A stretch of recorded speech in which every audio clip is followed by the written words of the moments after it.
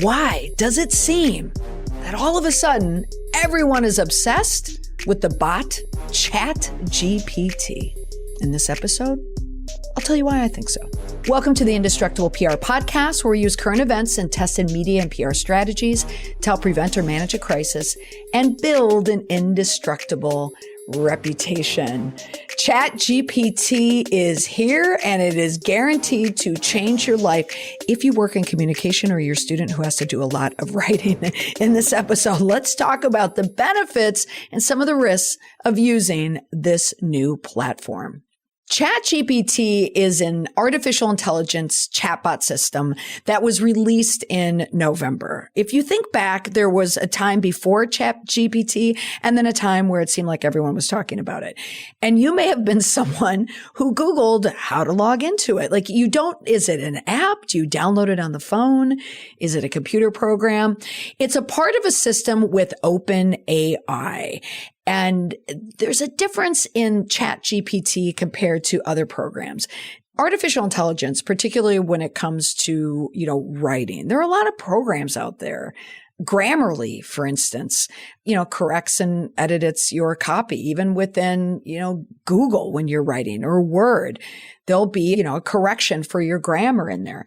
But the artificial intelligence piece of it, of ChatGPT, and it's still in its prototype phase, but it has this capability of understanding natural human language. That's the distinction. These other programs out there are just correcting grammar mistakes or offering grammar solutions. ChatGPT is about becoming more human-like and creating more detailed human-like written text.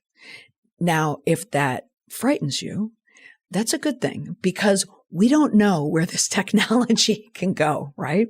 But if you happen to be someone who works in communication and you might think, man, I put out a lot of content, and wouldn't it be awesome if there's a platform out there that could create content that writes like me? Well, here you go, ChatGPT. Now, think about it also as a program that you can use that might replace like a Wikipedia, for instance, or Google when you ask questions such as, what is the acceptance rate at Boston University? Or why do the New York Yankees suck? As you can see from my queries, it can be a very personal experience. But you could also ask it to do something within your work, like write me a blog post about X, write me a press release. When the words come back, you can also ask it to make it more exciting, make it more casual, make it more professional. There's a lot of different ways that you can use it. Now, ChatGPT, it doesn't necessarily know everything, but it's trained to recognize patterns. It's trained to almost, I hate to use the word think, but it pulls information from the internet, and then you further train it with your human interference, if you will, to tailor it and customize it for how you use it. The answers are going to sound more plausible. They're going to sound more authoritative. They're going to sound more like you. Now, the mission of ChatGPT, it comes from OpenAI. So if you go to that website, then that will send you a link to try out ChatGPT. And this is a very hard word to say. ChatGPT is really difficult. So this will probably be shortened to GPT, or maybe even chat at some point. Someone might say, might become a verb even. Send it to the chat. I'm going to chat this. Okay, that's my prediction. People are going to call it, just like I'm going to Google this, I'm going to chat this. But ChatGPT, so is a variant of GPT, which means generative pre-training transformer. It's a language model that was specifically designed to generate human-like text in a very conversational context. So it can be used in a number of different ways to help you in your communication, which is why I'm talking about it. This is a podcast that's geared towards people who work in communication, public relations, also leadership, people who are interested in reputation management and crisis management. but there are other areas that we can use it in our communications. One, generating personalized responses to your customer inquiries.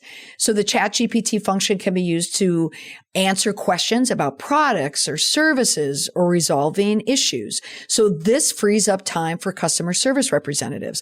I happen to just write that this very moment. We want to pull people off of Facebook where it's live messaging, and I was encouraging, let's automate it. Well, now with ChatGPT, this type of technology, your responses can be less bot-like and more human-like. Two, it also creates content for social media or for your customer newsletters. So it can help you engage with your customers better. It can help you learn more about your customers, again, to free up time with your communication team. It could also be used to assist in language translation and any type of source language that you use, again, to reduce the workload of any other human translator out there. It can also generate marketing copy, web copy, sales copy, all of these things that save time and effort for a marketing team, your comms team, and also money. It's going to save you a lot of money. Now, one of the questions that came up in a class that I teach, I just finished a semester teaching. This year, I decided to go back into the classroom. I'm working as an adjunct. I started at one school in Greater Boston, and starting in January, I'm going into Boston. I'm working for my alma mater. I'm going to be teaching media there, media writing, social media writing. And this is going to be a part of the syllabus because the question, does ChatGPT, is it something that can help students cheat better? And the answer is yes, it can. Now, in the initial stages, it's really not that effective yet because it's so new.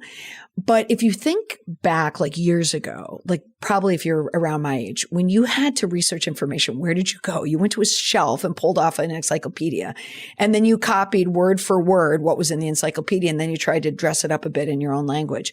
It's very similar to that, and then nowadays students might use Wikipedia, or they might go online and find other places in the internet. But I know this as a professor, there's plagiarism checks in there. But ChatGPT is not something that lives on the internet. So that plagiarism piece is not going to come up when you're checking in some of the programs that they have. Also, because the chat features, because it has that human-like interaction where it learns language, it's going to learn to sound like the student. So the tone is going to be less bland, less stuffier. It's going to be more casual and really more similar to the writer. So in short, yes, it is going to help people do that more. So with our students, it will likely change the way they're going to write. I have a daughter and possibly a son now, both looking at journalism, for college.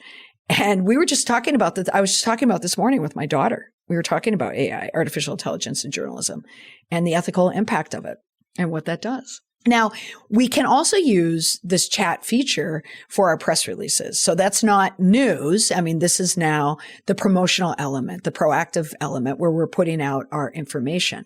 So you can use the chat function for media relations, personalized responses to journalist inquiries, any other communication, emails, back and forth. So some of the examples here are three. So again, like the journalist inquiries.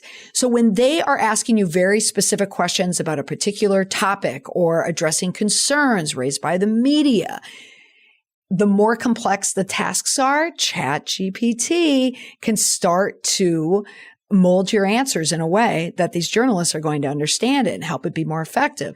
Again, you can use it to draft a press release, easily draft a press release, a media advisory, or any other type of news communication. Of course, you're going to have to vet it and make sure that it's accurate, but it's going to get you more than half of the way there in completing it. And then also, if there's any type of translation, if you have a press release and you need to translate it into another language, that's going to improve the chat function. Is going to improve the accuracy and the consistency of those translations. So it's important to note, no matter why you're using the ChatGPT, what you're going to use it for, if it goes to a public-facing place, if it's on a website, if it's in an email, if you are using it for your external communications, it is important, incredibly important, that it needs to be accurate. Now, in every podcast, I include one indestructible PR tip. That is the one tip that you are going to remember easily. You can slip it in your back pocket. You can always remember it and pull it out whenever you need it. Now, in this case, what does a reputation have to do with ChatGPT? If you are using external communication and you are using this as a source for original source, meaning coming from your organization or coming from you, but you are using artificial intelligence to create that source, it is important that you trust the system and trust that ChatGPT is giving you the right information, but you have to verify it. Never input a query in there, pull it whole cloth and slap it on a website or slap it on a press release or put it out there in a public-facing external manner. Make sure you verify. And then once you do, you go back into the program, you start teaching it the truth. And then next thing you know, that bot is going to be thinking just like you. Here's a little tip. This podcast written by ChatGPT. There you go. That's all for this week on the podcast. Thanks so much for listening. Bye for now.